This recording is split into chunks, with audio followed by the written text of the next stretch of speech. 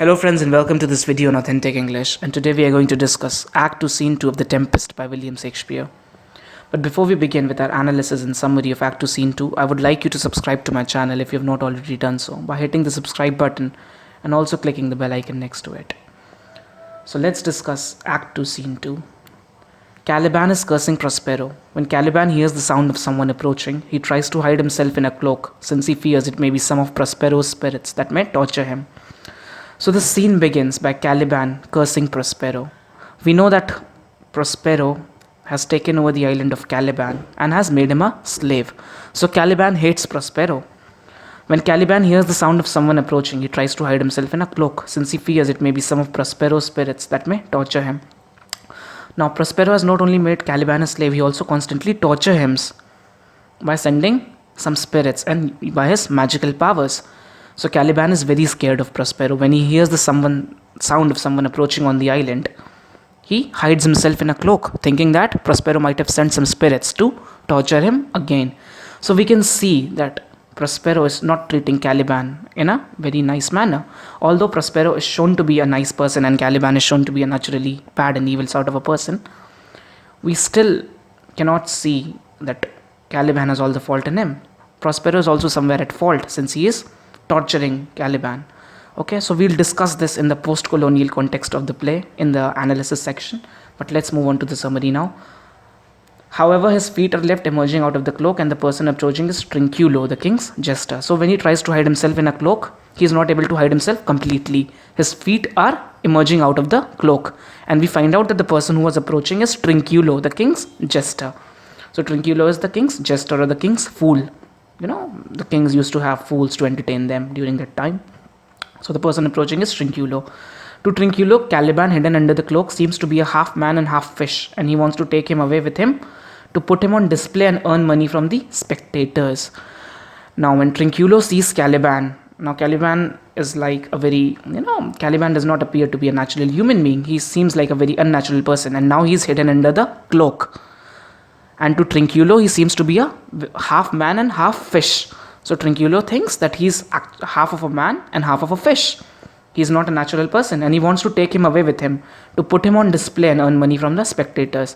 So he wants to take him away to England and then show it to everybody. Okay, England or whatever place that is, and just show it to everybody and earn money. Okay, so it was a common practice especially during the time of James I, where African Indians were brought to England and put on display. Okay, put on display, and those who came to view them, they used to shell out money.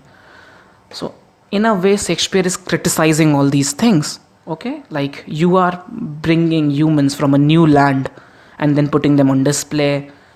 You are actually colonizing other lands. You are making people slaves there. So Shakespeare is actually criticizing all of this.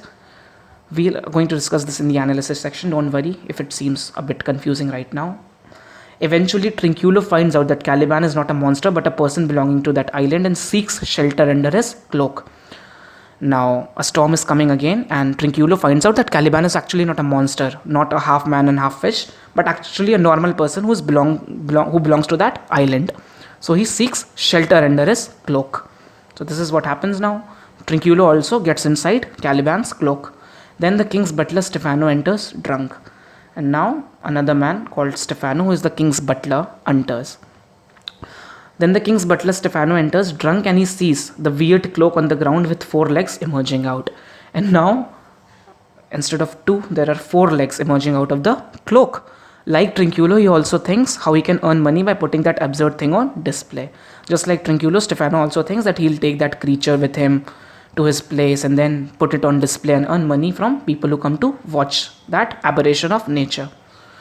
So Trinculo and Stefano think on similar grounds. They are very opportunist people. Okay, they are very opportunistic. They want to, make use of that creature to earn money. Stefano pokes the cloak, and Caliban is alarmed and begins to think that he will be tortured more because Stefano may be a spirit sent by Prospero to torture him. So Stefano gently touches the cloak. He pokes the cloak, and Caliban again gets very scared. Caliban starts thinking that some spirit is being sent by Prospero to torture him. So we can see that Caliban is shown to be so scared.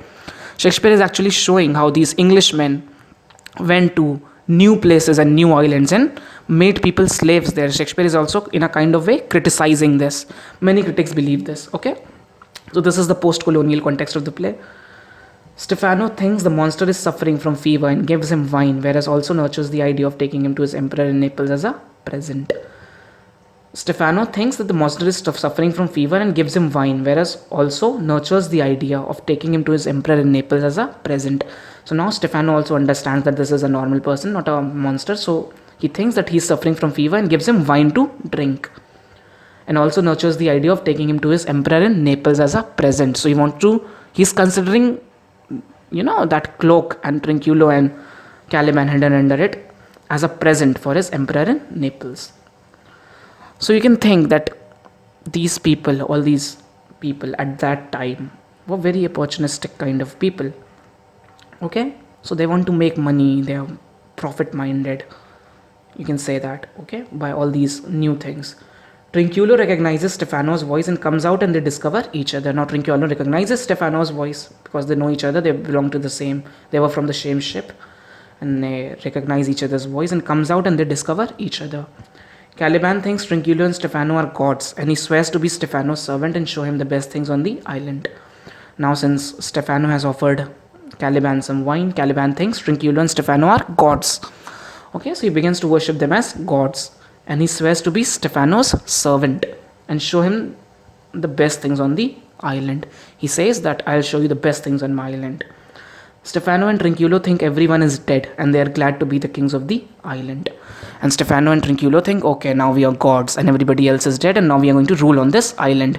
So Shakespeare is criticizing this idea in a certain sense of ruling, this idea that was very much inherited in the minds of the English people at that time. They went to new islands, conquered them. You know that British even came to India. Okay, the British colonized India. Okay, so let's discuss this in our analysis part. Caliban's island has been taken over by Prospero. Prospero has made Caliban his slave and tortures him. This brings to light the post-colonial context of the play. Now let's talk about what post-colonial means.